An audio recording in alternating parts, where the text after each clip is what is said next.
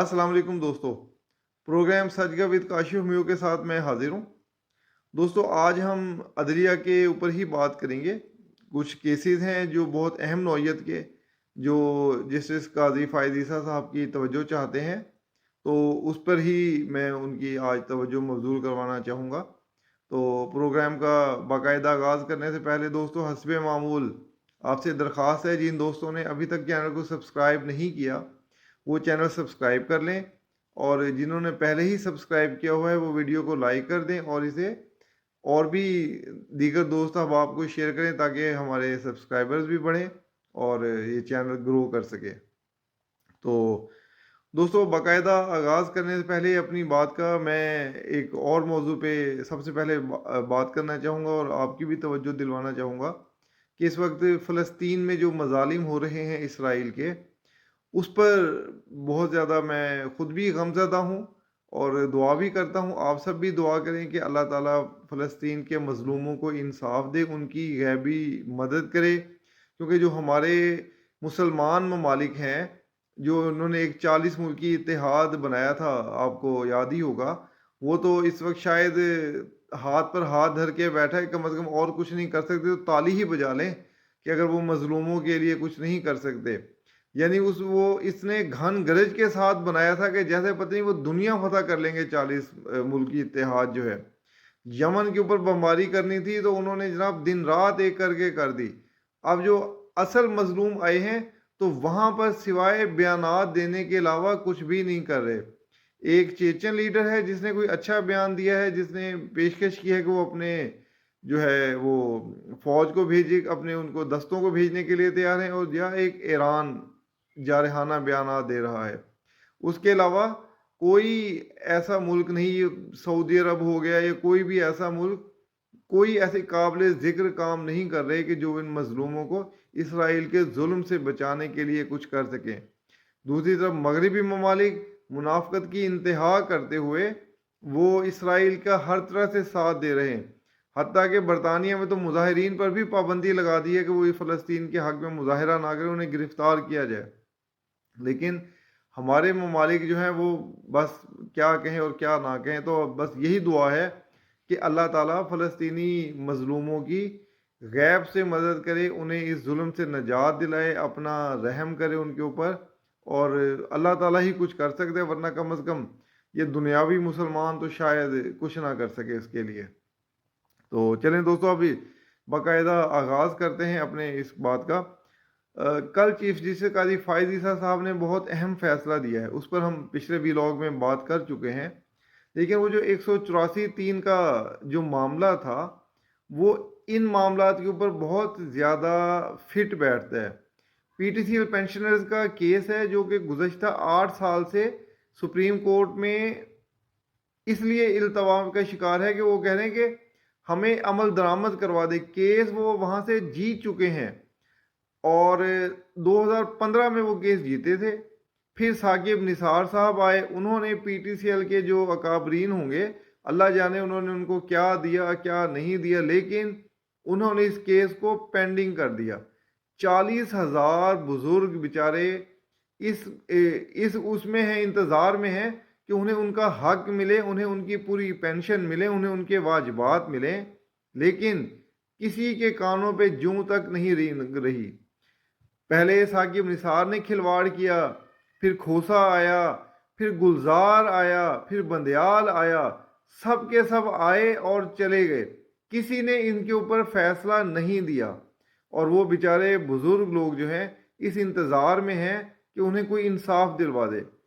पहले इन्होंने एक खुला ख़त भी लिखा था चीफ जस्टिस काजी फ़ायज़ ईसा साहब के नाम, कि जी उनको तवज्जो करवाने के लिए कि जी उन्हें इंसाफ दिलवाया जाए।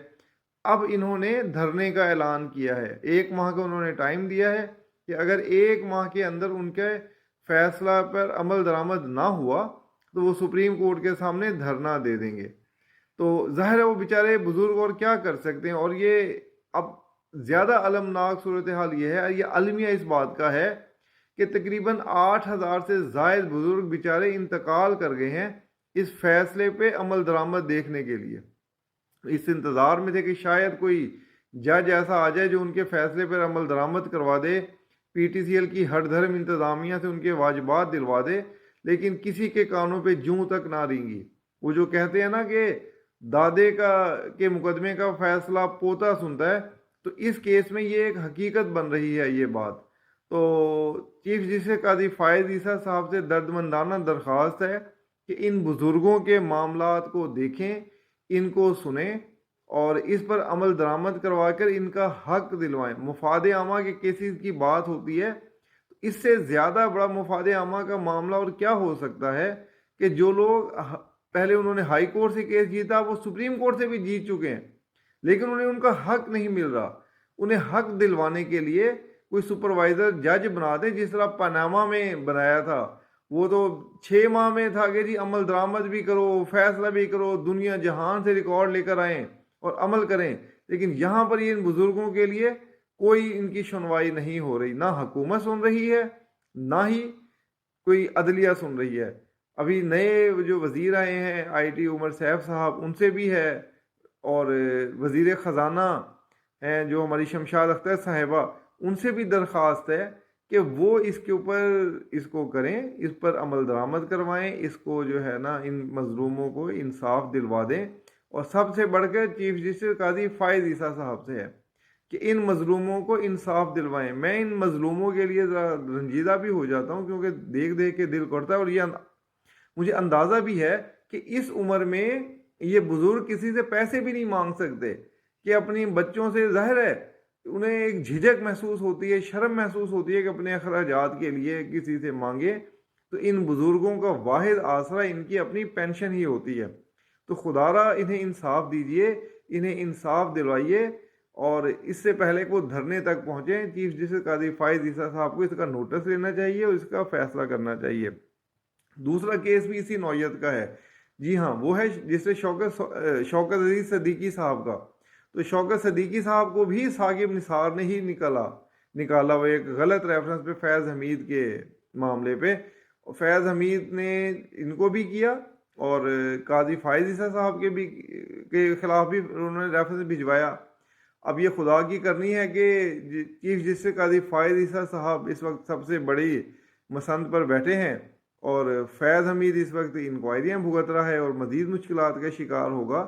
तो इनके लिए भी दरख्वास्त है चीफ जस्टिस काजी फायद ईसा साहब से कि इनके मामले को भी नोटिस लें, और उस अपील जो चाहे कई सालों से कोई नहीं सुन रहा, बस वो तारीख पे तारीख का जो एक वो डायलॉग है सनी देओल वाला, इस केस में वो हतमी साबित हो जाता है कि उनको 4 सालों से सिर्फ तारीखें मिल रही हैं, इंसाफ नहीं मिल रहा। तो बजाय होना तो ये चाहिए था कि फैज़ हमीद के ख़िलाफ़ इंक्वायरी होती, जो इशू उठाया था जिससे सदीकी साहब ने, उसके ऊपर कार्रवाई होती, कोई इंक्वायरी होती। लेकिन साकिब निसार ने उस जज को ही निकाल दिया जिसने उस साजिश को बेनकाब करने की कोशिश की थी।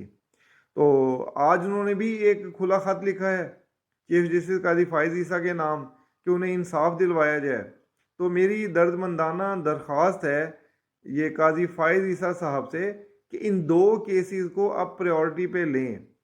ये 2 केसेस वाकई इंसाफ तलब हैं, और ये ऐसे केसेस हैं जिससे अदलिया का मेयार और इंसाफ दोनों बुलंद होंगे, और ना सिर्फ इंसाफ बेहतर होगा बल्कि इन मजलूमों को इंसाफ देकर जो जज भी इन्हें इंसाफ देगा उसका ज़मीर बहुत पुरसकून होगा, और उसे वाकई लगेगा कि उसने किसी मजलूम को इंसाफ दिलवाया। वैसे तो अदालत में सभी मजलूम जाते हैं, लेकिन ये बुज़ुर्ग ख़ुसूसी तवज्जो के तालिब हैं, और शौकत अजीज़ सदीकी साहब के साथ वैसी काफ़ी नाइंसाफ़ी हुई है, तो उन्हें इंसाफ मिलना चाहिए।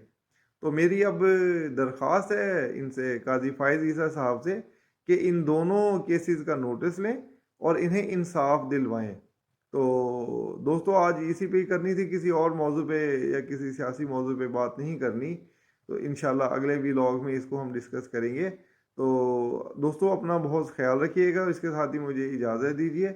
शुक्रिया, अल्लाह हाफिज़।